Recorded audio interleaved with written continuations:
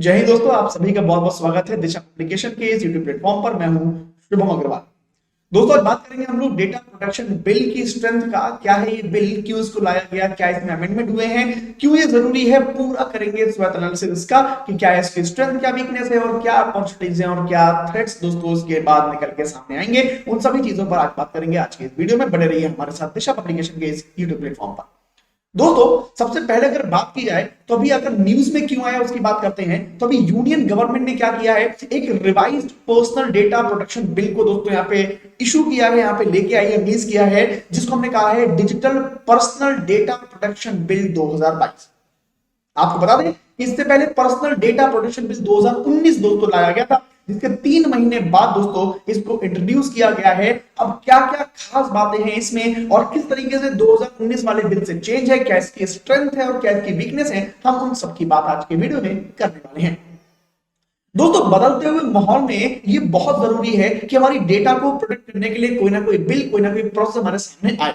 क्योंकि दोस्तों, आजकल की डेली लाइफ की अगर बात करें तो हम देखते होंगे कि लगभग लगभग हर एक एप्लीकेशन हमारे महत्वपूर्ण डेटा को दोस्तों अपने पास रखती है। चाहे कोई पेमेंट गेटवे ले लीजिए, वो हमारे सभी तरह के जो डेबिट कार्ड, एटीएम कार्ड हैं, हमारे बैंक अकाउंट हैं, उनकी जानकारी उनके पास है। अगर हमारे मोबाइल फोन में कोई एप्लीकेशंस हैं तो वो हमारे प्राइवेट डेटा, हमारे personal data, videos, photos, documents, contacts, इन सबको एक्सेस करते हैं। तो यहाँ पर बहुत जरूरी ये हो जाता है कि किसी भी तरीके से हमारा डेटा जो है वो सिक्योर रहे, और उसी के लिए दोस्तों 2022 के डेटा प्रोटेक्शन बिल में 7 प्रिंसिपल्स को ध्यान रखा गया है। अब क्या ये प्रिंसिपल है, आइए उनकी बात कर लेते हैं एक बार इस वीडियो में। सबसे पहला क्या है कि पर्सनल डेटा का यूज जो है दोस्तों वो ऑर्गेनाइजेशंस के थ्रू किया जाएगा, और ये ऑर्गेनाइजेशंस होंगी वो ऐसी ऑर्गेनाइजेशंस होंगी जो ट्रांसपेरेंट होंगी, जो लॉफुल होंगी, जो फेयर होंगी। मतलब कोई भी अगर आपके डेटा का इस्तेमाल कर रहा है तो पूरी तरीके से वो ऑथेंटिक वे में यूज करेगा, फेयरली यूज करेगा, और कानून के मुताबिक ही दोस्तों आपका वो डेटा वो यूज कर पाएगा। ट्रांसपेरेंट होना चाहिए कि वो आपका डेटा कहां कहां यूज कर रहा है, कहां कहां यूज नहीं कर रहा। दूसरी जो महत्वपूर्ण बात है, दूसरा जो प्रेस का प्रिंसिपल है, दूसरा जो इसका स्तंभ है, वो क्या है कि only be used for the purpose for which was it collected. मतलब आपका डेटा जिस पर्पस के लिए लिया गया है केवल उसी पर्पस के लिए यूज किया जाएगा, इसके अलावा कहीं नहीं। जैसे कि फॉर एग्जांपल अगर मैं आपसे बात करूं कि हमारे हमारे मोबाइल में बहुत सारे पेमेंट गेटवेज हैं, वो पेमेंट गेटवेज हमारा डेटा क्यों लेते हैं, क्योंकि हम पेमेंट कर पाए अपने अकाउंट से दूसरे के अकाउंट में, तो हमारा डेटा वही यूज होगा, इसके अलावा कहीं भी उस डेटा को यूज नहीं किया जाएगा। अगर किया जाता है तो उसके लिए फिर डिफरेंट डिफरेंट पेनल्टीज वहां पे लगाई जाएंगी। तो ये दूसरा प्रिंसिपल दोस्तों इस 2022 के डेटा प्रोटेक्शन बिल का दोस्तों बनाया गया।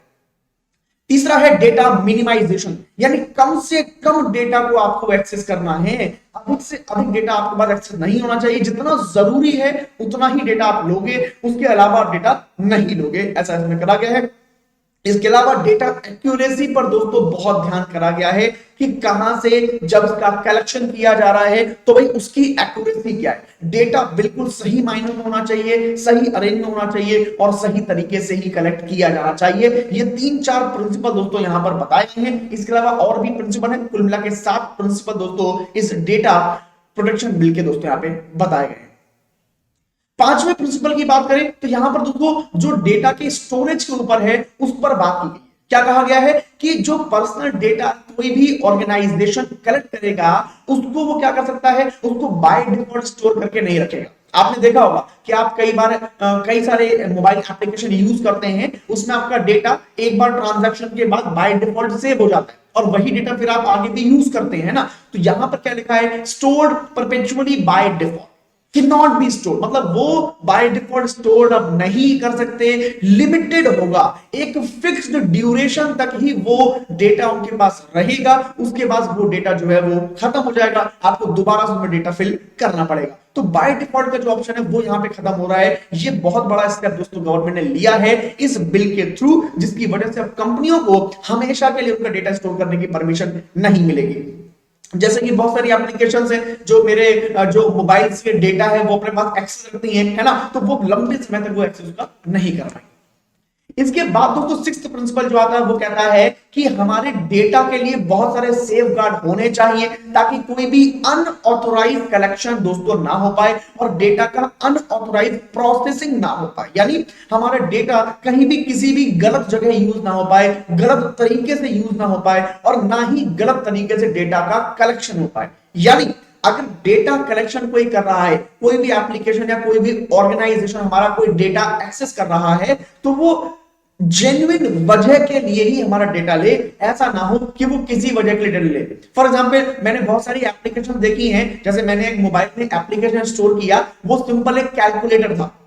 जब मैंने उसको इंस्टॉल किया और ओपन किया तो उसने मेरे मोबाइल से फोटोज, मीडिया, कॉन्टेक्ट, इन सब का एक्सेस मांगा, लोकेशन का एक्सेस मांगा। मैंने उसको डिनाई करा तो वो एप्लीकेशन चालू ही नहीं हुआ, वो ओपन ही नहीं हुआ। अब यहां पे क्या है, ये किसी जेन्युइन, भाई एक कैलकुलेटर है, कैलकुलेटर को हमारे मोबाइल के कॉन्टैक्ट्स, मीडिया, लोकेशन से क्या मतलब है, कोई मतलब नहीं होना चाहिए, लेकिन फिर भी वो एक्सेस कर रहा था। तो इस प्रकार के अनऑथोराइज जो एक्सेस होंगे, ये अनऑथोराइज जो कनेक्शन होंगे, अब इन पर दोस्तों कहानी लगेगी, इस पे विराम लगेगा और कोई भी ऐसा नहीं कर पाएगा।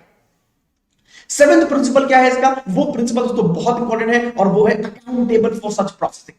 यानी अगर कोई भी पर्सन डिसाइड करता है कि उसका डेटा कोई ऑर्गेनाइजेशन ले, जैसे मैंने किसी एप्लीकेशन को परमिशन दे दी कि ठीक है भाई मेरा मीडिया तुम यहां से एक्सेस कर लो, उसका प्रोसेसिंग जो हो रहा है, उस डेटा को लेकर वो जो उस डेटा को प्रोसेस कर रहा है, उस डेटा के साथ जो कर रहा है, उसके लिए अकाउंटेबिलिटी उसी ऑर्गेनाइजेशन, उसी एप्लीकेशन की अब होने वाली है। यानी मेरा डेटा मैं दे तो दूंगा आपको, देने के बाद भी आपके ऊपर जिम्मेदारी रहेगी कि आप उस डेटा को किस तरीके से इस्तेमाल करते हो, किस तरीके से उसको आगे लेकर जाओ। अब दोस्तों के कुछ की फीचर्स मैं बताता हूं आपको कि जो अपने पर्सनल डेटा प्रोटेक्शन बिल है उसके कुछ की फीचर्स हैं, तो बहुत इंपॉर्टेंट है, जो यहां से आपको डेटा प्रोवाइड करेंगे अपने एग्जाम्स में लिखने के लिए, कंटेंट प्रोवाइड करेंगे। दोस्तों अगर बात की जाए पहले इसके फीचर की, तो data principal and data fiduciary, ये दो चीजें हैं जो बहुत इंपॉर्टेंट है। अगर डेटा प्रिंसिपल की बात करेंगे तो डेटा प्रिंसिपल रिफर करता है उन इंडिविजुअल्स को जो डेटा को कलेक्ट करते हैं। फॉर एग्जांपल कोई भी ऑर्गेनाइजेशन, कोई भी इंडिविजुअल अगर मेरे किसी डेटा को एक्सेस कर रहा है तो वो कहलाएगा डेटा प्रिंसिपल। अब यहां पर डेटा प्रिंसिपल दोस्तों जो होंगे, अगर किसी बच्चे केस में होंगे तो वो उनके गार्जियन जो होंगे वो उनके डेटा प्रिंसिपल होंगे। भाई वो अपने बच्चों का पूरा डेटा ले सकते हैं, सीधी सी बात है ना। भाई डेटा प्रिंसिपल कौन होंगे, जो डेटा को ले सकते हैं। तो अगर बच्चा छोटा है तो उसका डेटा भाई क्या होगा, माता पिता के पास ही होगा। तो यहाँ पे डेटा प्रिंसिपल का एक कॉन्सेप्ट दोस्तों बनाया गया। अब डेटा फिड्यूसरी कौन होते हैं, अगर इनकी बात करें तो फिड्यूसरी कौन सी होती है, वो एंटिटीज होती हैं जो डिसाइड करती हैं, क्या डिसाइड करती हैं, purpose and means of the processing of an individual's personal data. यानी कोई भी इंडिविजुअल, कोई भी कंपनी, कोई भी फर्म, कोई भी स्टेट या कोई भी एप्लीकेशन, वो डेटा फिड्यूसरी कहलाएगी जो किसी भी पर्सनल का डेटा उसको ले रहा है या उसको प्रोसेस कर रहा है, उसका पर्पस डिसाइड कर रहा है। समझ में आ गया ना। पर्सनल डेटा जो भी मेरा डेटा हो, जो भी मेरे थ्रू आइडेंटिफाइड हो, है ना, इंडिविजुअल कैन बी आइडेंटिफाइड, जो भी केवल जैसे फॉर एग्जांपल मेरा आधार कार्ड का नंबर, मेरा पैन कार्ड का नंबर, मेरा बैंक अकाउंट का नंबर, ठीक है, मेरा मोबाइल नंबर, मेरे कॉन्टैक्ट्स, मेरे फोटोज, मेरे वीडियोस, ये सब क्या है, मेरे पर्सनल डेटा है। क्लियर होगा। ये आपको 3-4 मीनिंग समझ में आ रहा है। डेटा प्रिंसिपल्स कौन है, तो जो भी अपने डेटा के लिए रिस्पॉन्सिबल है, अकाउंटेबल है, वो। डेटा फिड्यूसरी कौन है, जो एक एंटिटी है, क्या करता है, डिसाइड करता है purpose and means of processing of an individual's personal data. Clear ना। प्रोसेसिंग का मींस क्या है, जो मैं कह रहा हूं बार बार डेटा को प्रोसेस करना, उसका मीन क्या है, एंटायर साइकिल ऑफ ऑपरेशन। उस डेटा के साथ क्या क्या चीजें हो रही हैं, उस डेटा का कहां कहां यूज हो रहा है, वो क्या है, प्रोसेसिंग कहलाती है। क्लियर हो गया। तो ये थोड़ी सी बातें आप यहां पे ध्यान रखिएगा, यहां से आपको इसके फीचर समझ में दोस्तों आने लगेंगे। अगर आगे हम लोग बात करें तो ये दोस्तों हमने दो चीजें देखी यहाँ पे, फिड्यूसरी और डेटा प्रिंसिपल्स वगैरह, इन सबको यहाँ पे सीख लिया हमने। अभी आगे अगर बात करें तो यहाँ पे एक चीज निकल के आती है, वो है सिग्निफिकेंट, कि क्या इसका सिग्निफिकेंस है और क्या डेटा फिड्यूसरी का सिग्निफिकेंस है। तो भाई सीधी सी बात है, सिग्निफिकेंट डेटा फिड्यूसरी जो है वो कौन है, जो डील करते हैं with high volume of personal data, जो भी एक हाई वॉल्यूम के साथ डील कर रहे हैं, जिनके पास बहुत बड़ी मात्रा में पर्सनल डेटा लोगों का है, वो क्या कहलाते हैं, सिग्निफिकेंट डेटा फिड्यूसरीज कहलाते हैं। अब इसमें सेंट्रल गवर्नमेंट की अगर बात करें तो उन्होंने भी डिफाइन किया है ना, who is designated under the category based on the number of factors. जो एक नंबर ऑफ फैक्टर्स के थ्रू डेजिग्नेट किए जाएंगे कि भाई हाँ ये सिग्निफिकेंट डेटा फिडोसरी है, तो उनको डेटा माना जाएगा, सिग्निफिकेंट डेटा फिडोसरी उनको माना जाएगा। और ऐसे सिग्निफिकेंट जो डेटा फिडोसरी हैं उनको एक डेटा प्रोटेक्शन ऑफिसर को अपॉइंट करना पड़ेगा, एक इंडिपेंडेंट डेटा ऑडिटर को अपॉइंट करना पड़ेगा, ताकि अगर फ्यूचर में कोई भी ऐसा इशू आता है तो एक पॉइंट ऑफ कांटेक्ट होना चाहिए इस संबंध में, ठीक है ना। तो इसलिए सभी सिग्निफिकेंट डेटा फिडोसरी, चाहे वो कोई भी कंपनी हो, कोई भी फर्म हो, कोई भी एप्लीकेशन हो, उन सबको यहां पर दोस्तों इंडिपेंडेंट डेटा ऑडिटर और डेटा प्रोटेक्शन ऑफिसर को यहां पे अपॉइंट करना पड़ेगा। इसके अलावा दोस्तों राइट ऑफ इंडिविजुअल, किस तरीके से राइट ऑफ इंडिविजुअल को यहां पर दोस्तों इसके फीचर्स में रखा गया है वो भी बात करते हैं। सबसे पहले एक्सेस ऑफ इंफॉर्मेशन, बहुत इंपॉर्टेंट है, इसको आप समझिए ध्यान से कि कोई भी इंडिविजुअल का जो भी डेटा है, जो भी एक्सेस है ना, वो बेसिक इंफॉर्मेशन तक रहेगा। ये एक्सेस ऑफ इंफॉर्मेशन का जो बेसिक राइट है वो इंसान को मिल जाएगा। जैसे बहुत सारे लोग कह रहे थे, इसकी वीकनेस बता रहे थे कि जब ये पर्सनल डेटा प्रोटेक्शन बिल आ जाएगा तो हमारे राइट्स छिन जाएंगे, हम डेटा को एक्सेस नहीं कर पाएंगे, है ना, ऐसा कह रहे थे। बट इस बिल के अंदर क्या कहा गया है कि इस बिल ने इंश्योर किया है कि कोई भी इंडिविजुअल जो है वो बेसिक इंफॉर्मेशन तक एक्सेस कर सकता है, अपनी अपनी लैंग्वेजेस में कर सकता है। जो इंडियन कॉन्स्टिट्यूशन में 8 शेड्यूल में लैंग्वेज दी गई है, उन सभी लैंग्वेज में जो बेसिक इंफॉर्मेशंस हैं वो सारी इंफॉर्मेशन वो एक्सेस कर सकता है। इसके अलावा राइट टू कंसेंट का भी ध्यान रखा गया, यानी इंडिविजुअल्स को यहां पे अपना कंसेंट देने की दोस्तों नीड होगी। वो डेटा को प्रोसेस होने से पहले अपना कंसेंट बताएंगे। एवरी इंडिविजुअल, कोई भी इंडिविजुअल होगा उसको बताना पड़ेगा कि what items of personal data fiduciary wants to collect, यानी डेटा फिडोसरी उसके डेटा में से कौन कौन से आइटम लेना चाहते हैं, उसका पर्पस क्या है कलेक्शन का, और किस तरीके से उसको प्रोसेस करेंगे, कौन कौन से उस डेटा पर ऑपरेशंस किए जाएंगे। ये सभी चीजें दोस्तों यहां पर इंडिविजुअल्स को बतानी होंगी, इंडिविजुअल को दोस्तों देखना पड़ेगा। और डेटा फिडोसरी को ये जरूरी है कि वो इन सब चीजों का खुलासा करे और इन सब चीजों के बारे में ट्रांसपेरेंट वो रहे।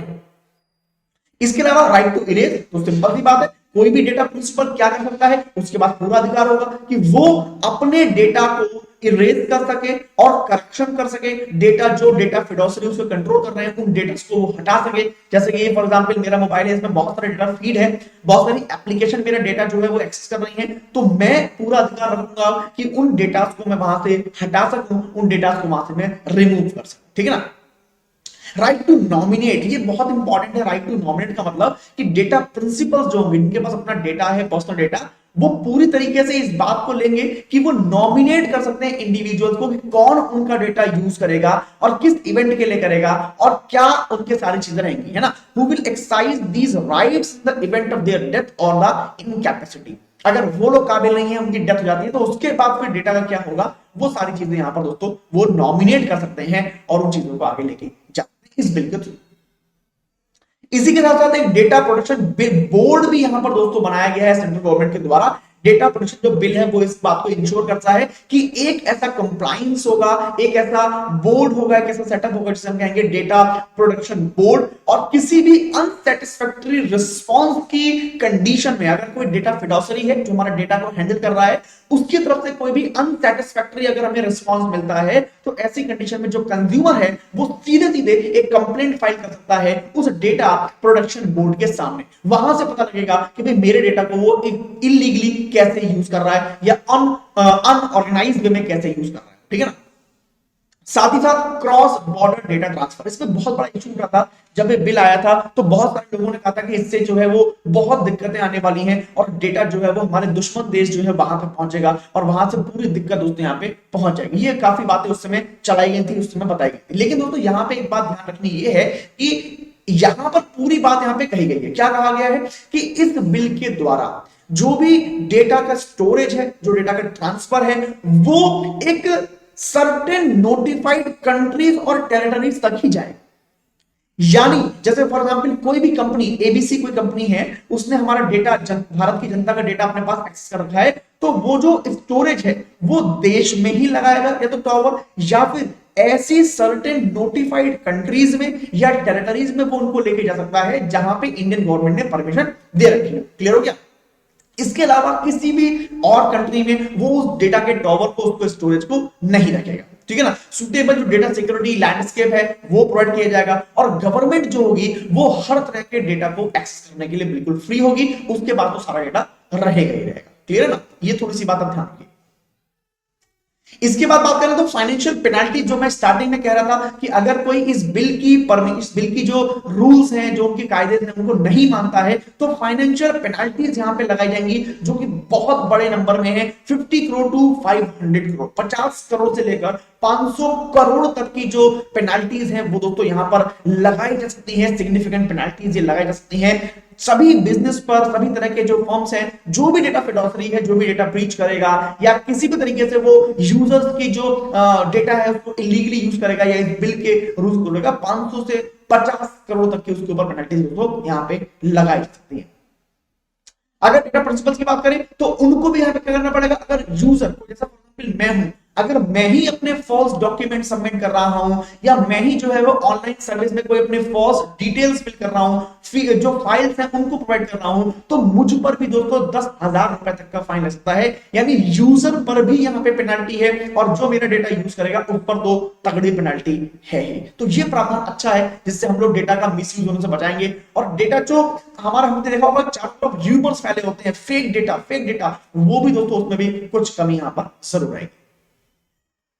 एग्जाम्पशंस, किसको इन रूल से एग्जाम्प्ट किया गया है, ये इंपॉर्टेंट है।